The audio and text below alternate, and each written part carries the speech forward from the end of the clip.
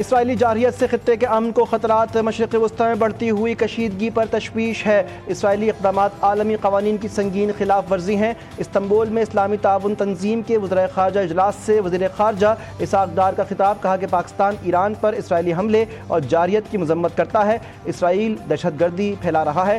गज़ा में नस्ल कशी का सिलसिला जारी है। हज़ारों ख़वातीन और बच्चे शहीद हो चुके। उम्मत मुस्लिमा को मुख्तलिफ चैलेंजेस दरपेश हैं, जिनसे निपटने के लिए तमाम मुस्लिम ममालिक को मुत्तहिद होकर काम करना होगा।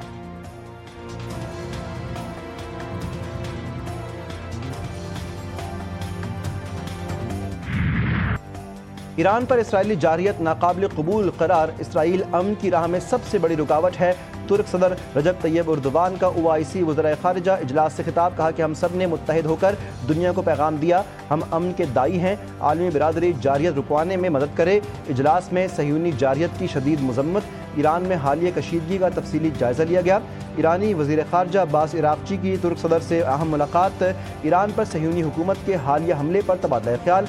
ईरानी वज़ीर ख़ारजा ने सऊदी, मिस्र, कतर, इराक़ और उर्दन के मनसबों से भी मुलाकातें की।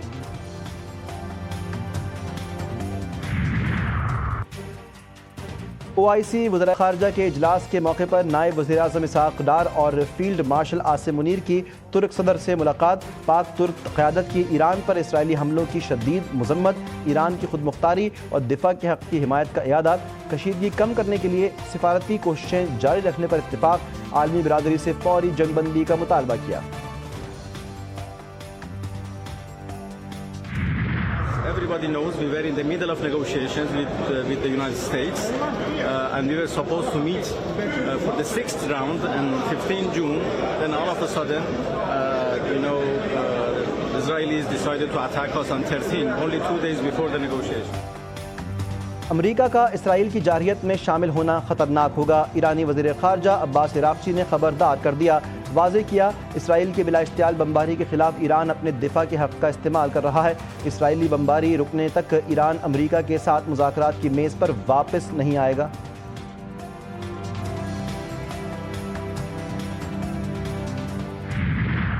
ईरान का इसराइल पर ख़तरनाक वार। ईरान ने इसराइल के फ़ौजी अड्डों और एटमी रिएक्टर को निशाने पर रख लिया। तल अवीव में ज़ोरदार धमाकों की गूंज। आयरन डोम मिसाइल रोकने में नाकाम। वस्ती इसराइल में इमारत पर मिसाइल लगने से आग भड़क उठी। नई कार्रवाइयों में सहयूनी फ़ौजी मराकज़, 2 फ़ज़ाई अड्डे, दिफाई सनतों और कमांड एंड कंट्रोल मराकज़ निशाना बन गए। हैफा पर ईरानी हमलों में ज़ख्मियों की तादाद 45 हो गई। 8 दिनों में ईरान के मिसाइल हमलों में 24 इसराइली हलाक, 11 से ज़ायद ज़ख्मी।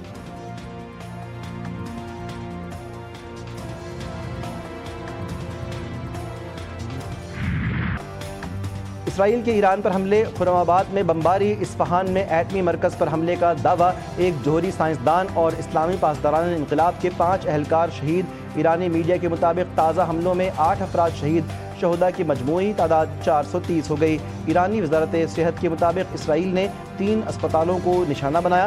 पैरामेडिक्स और एक बच्चे की भी जान गई। 6 एम्बुलेंसेस को नुकसान पहुंचा। ईरानी ड्रोन हमलों से एक इमारत को भी नुकसान पहुंचा। पुलिस ने मगरबी तेहरान के इलाके में इलेक्ट्रॉनिक बम नाकारा बना दिया।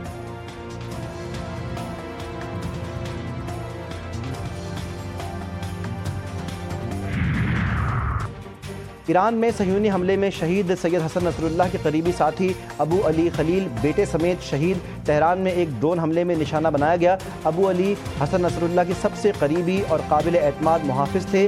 उन्हें शहीद का साया भी कहा जाता था। अबू अली के हमरा इराक़ी सैयद शुहदा ब्रिगेड के कमांडर हैदर अल मूसवी भी जाम शहादत नोश कर गए। ईरान में गिरफ्तार इसराइली एजेंटों का अपने जराइम का एतराफ़। जासूस ने कहा कि छत पर जाकर तैयारा शिकन तोपों की तस्वीरें खींचता था और उन्हें आगे भेजता था।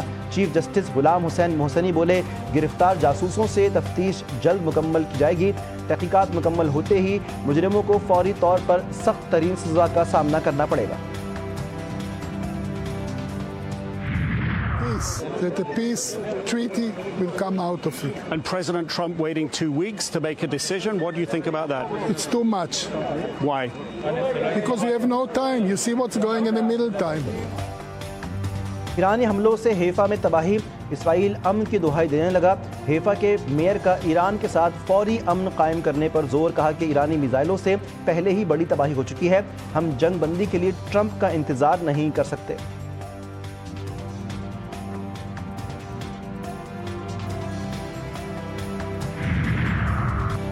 रूस के ईरान के जौहरी प्रोग्राम की हिमायत, सदर पुतिन ने कहा कि ईरान को सिविलियन जौहरी प्रोग्राम का हक हासिल है, दो टोक मौक़िफ़ इख्तियार किया। रूस ईरान को पुरअमन जौहरी तवानाई की तरक्की में ज़रूरी मदद फराहम करने के लिए तैयार है, जो पहले भी कर चुके हैं। साबिक़ अमेरिकन सदर बिल क्लिंटन बोले, नेतन्याहू इक़्तिदार बचाने के लिए ईरान से जंग चाहते थे, ईरान पर हमलों की मुखालिफत करता हूँ। सदर ट्रंप जंग रोकने की कोशिश में कामयाब हो जाएंगे।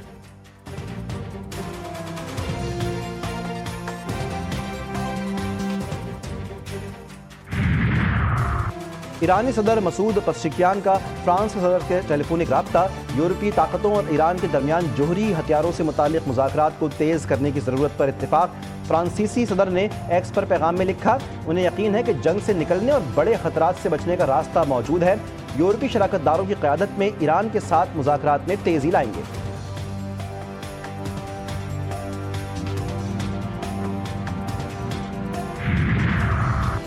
पाकिस्तान में 2.5-3 साल से हाइब्रिड हुकूमत चल रही है। पाकिस्तान का हाइब्रिड निज़ाम बेहतरीन काम कर रहा है, इसमें फ़ौजी और सिविलियन क़यादत मिलकर इक़्तिदार में शरीक हैं। वज़ीर दिफ़ा ख्वाजा आसिफ की अरब न्यूज़ को इंटरव्यू में कहा, एक हाइब्रिड निज़ाम है, ये मिसाली जमहूरी हुकूमत नहीं, लेकिन ये इंतज़ाम काम कर रहा है। मोदी सरकार की हठधर्मी बरकरार, सिंध तास मुआहिदा बहाल ना करने का ऐलान कर दिया। भारतीय वज़ीर दाखिला उम्मीद शाह ने कहा, सिंध तास मुआहिदा कभी बहाल नहीं होगा, वो पानी जो पाकिस्तान जा रहा है उसे एक नहर बनाकर राजस्थान ले जाएंगे, पाकिस्तान पानी की एक एक बूंद को तरसेगा। पाकिस्तान ने उम्मीद शाह का बयान मुस्तरद कर दिया। तर्जमान दफ्तर ख़ारजा ने कहा कि भारतीय तर्ज अमल नहायत ख़तरनाक और गैर ज़िम्मेदाराना नज़ीर कायम करता है। पाकिस्तान अपने जायज़ हुकूक़ और मफादात के तहफ़्फ़ुज़ के लिए तमाम ज़रूरी इक़दामात करेगा।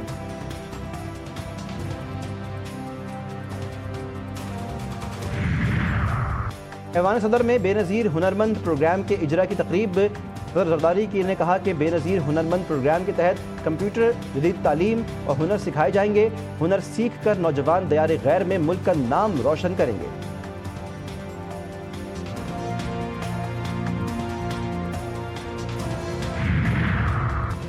न्यूजीलैंड ने FIH नेशंस कप 2025 जीत लिया। न्यूजीलैंड ने मैच में 6 गोल किए, पाकिस्तानी टीम सिर्फ 2 गोल कर पाई। न्यूजीलैंड ने पाकिस्तान को शिकस्त देकर नेशंस कप हॉकी टूर्नामेंट जीत लिया। पाकिस्तान की जानिब से हयात ज़करिया और शकील मोइन ने 1-1 गोल किया।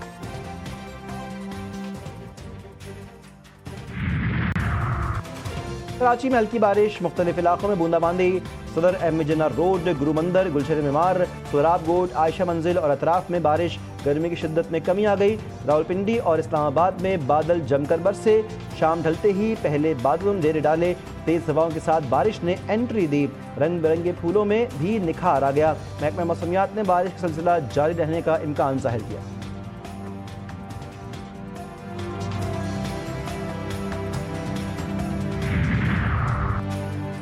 बलूचिस्तान के जिला कल्लात में धमाका, बॉम्ब डिस्पोजल स्क्वाड के 2 एहलकार जाँ बहक, 4 जख्मी।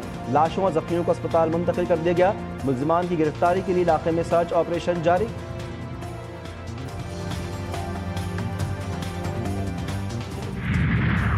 मुजफ्फरगढ़ में खातून के साथ ज्यादती, खातून को थाने इगवा केस में मेडिकल करवाने के लिए बुलवाया गया था। मुतासरा खातून ने इल्ज़ाम लगाया, थाने में प्राइवेट राइटर ने कमरे लॉक करके ज्यादती की। नामजद मुल्जिम को हिरासत में लेकर मुकदमा दर्ज कर लिया गया।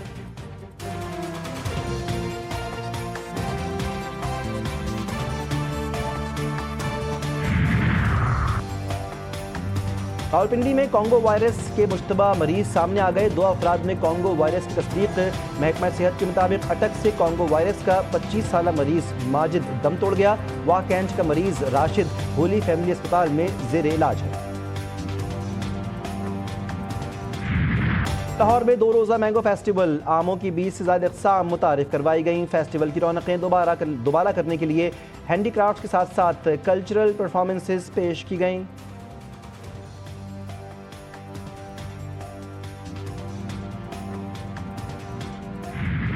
और आलमी शोहरत याफ्ता लेजेंडरी कव्वाल अमजद साबरी को मद्दाहों से बिछड़े 9 बरस बीत गए। मारूफ कव्वाल घराने में आँख खोलने वाले अमजद साबरी को कव्वाली का ज़ौक़ व शौक़ विरसे में मिला। फ़न कव्वाली की तारीख़ अमजद साबरी के जिक्र के बगैर अधूरी रहेगी।